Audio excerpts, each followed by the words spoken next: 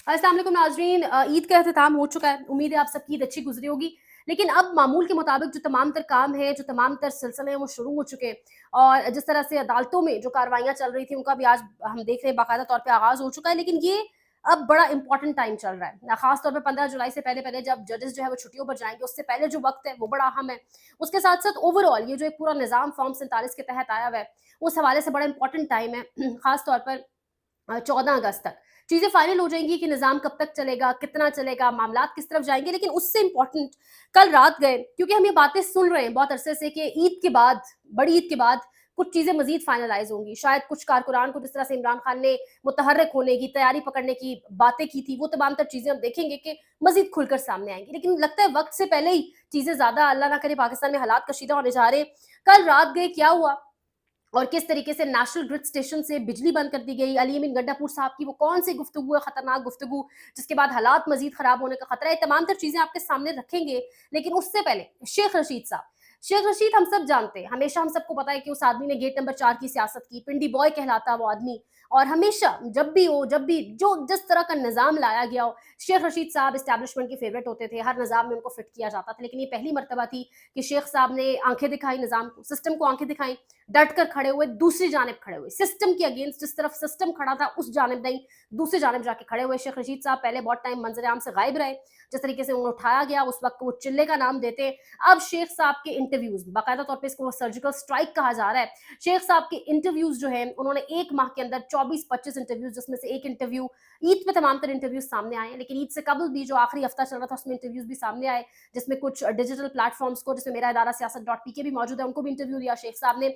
कुछ बड़ी चीदा चीदा नुकात है। शेख साहब कह क्या रहे हैं? शेख रशीद साहब कह रहे हैं कि जिस तरह मुझे उठाया गया है, मैंने कभी सोचा नहीं था कि ये सलूक मेरे साथ किया जाएगा। यानी सीनियर तरीन पार्लियामेंटेरियन, उल्टा लटकाने तक की बातें, जिस तरह से वो तमाम तर चीजें, ये खुलकर चीजें अब सामने आएंगी। शेख साहब ने जो कुछ कहा ईद के दिनों में, वो तो बातें इधर उधर निकल गई। आज से उस पर बाकायदा पोस्टमार्टम शुरू होगा। शेख साहब कह रहे हैं कि मुझे बाकायदा तौर पर स्क्रिप्ट तैयार करके दिया गया बुशरा बीबी के हवाले से, और वो इतने बेहुदा स्क्रिप्ट था, बहुत बेहुदा बातें थी बुशरा बीबी के हवाले से। इसके साथ साथ शेख साहब ने जो आखिरी बात की, जो हर इंटरव्यू में ये दो तीन नुक्ते उनके लाजमी थे, जो बेसिक क्रक्स था, उन्होंने कहा कि इमरान खान पाकिस्तान की अब असल एस्टैब्लिशमेंट है। इमरान खान वाकईतन एक फोर्स है, एक रियलिटी है, और सबको मानना पड़ेगा। तो शेख साहब का ये इंटरव्यू मजीद उन पर मुश्किलात बढ़ाएगा। मामलात किस तरफ जाएंगे, इस बारे में देखना होगा। आने वाले कुछ दिन बड़े डेफिनेटली अहम होने जा रहे हैं। इसमें शेख रशीद साहब के इंटरव्यू का पोस्टमार्टम होगा। पहले तो वो ईद की रौनकें, ईद वाला सीन और इंटरव्यू सारा इधर उधर निकल गया। अब चीजें सामने आएंगी। अब अली अमीन गंडापुर ने अपने जो कारकुनान है उनसे भी बहुत गालियां खाई। अली अमीन गंडापुर इमरान खान के इलेक्टेड चीफ मिनिस्टर, केपीके के लोगों ने जिस तरह से प्यार दिया पाकिस्तान तरीके इंसाफ को, जिस तरह से वोट देकर लाए, शायद उनके साथ गुस्सा निकाला गया है।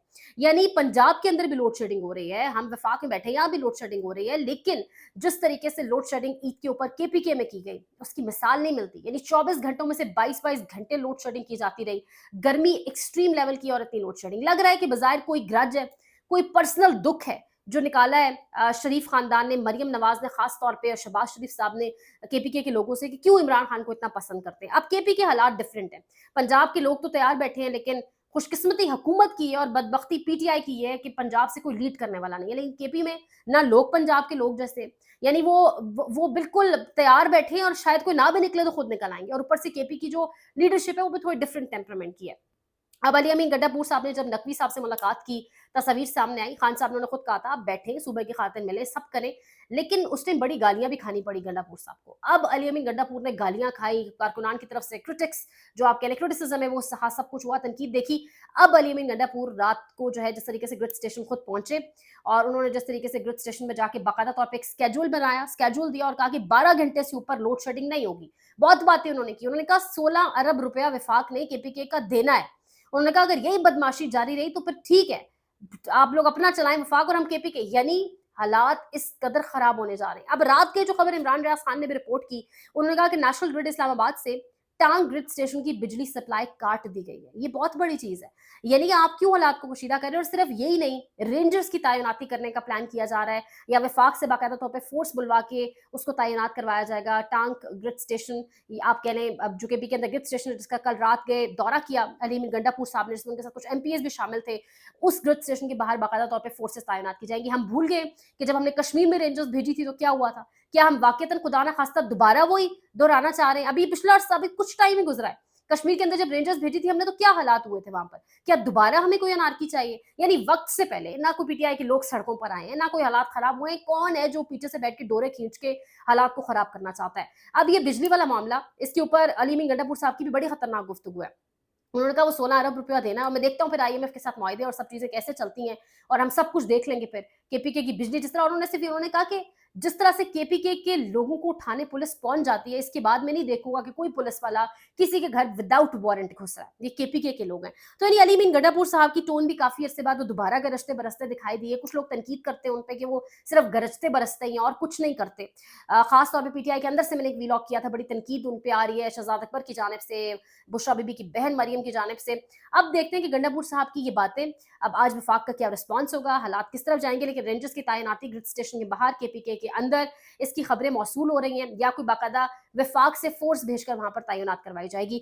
तो अल्लाह पाक रहम करे पाकिस्तान के ऊपर। माशी हालात ये ऊपर से दूसरी तरफ जाने देखा जाए तो सियासी हालात ऑलरेडी जो अनस्टेबल है उनको मजीद कशीदा किया जा रहा है। मजीद अपडेट्स देंगे आपको अगले व्लॉग में। चैनल को लाइक करें, शेयर करें, सब्सक्राइब करें। ख्याल रखिएगा, सब्सक्राइब लाजमी करें, कंटेंट को जितना शेयर कर सकते हैं करें। ख्याल रखें। अल्लाह निगहबान।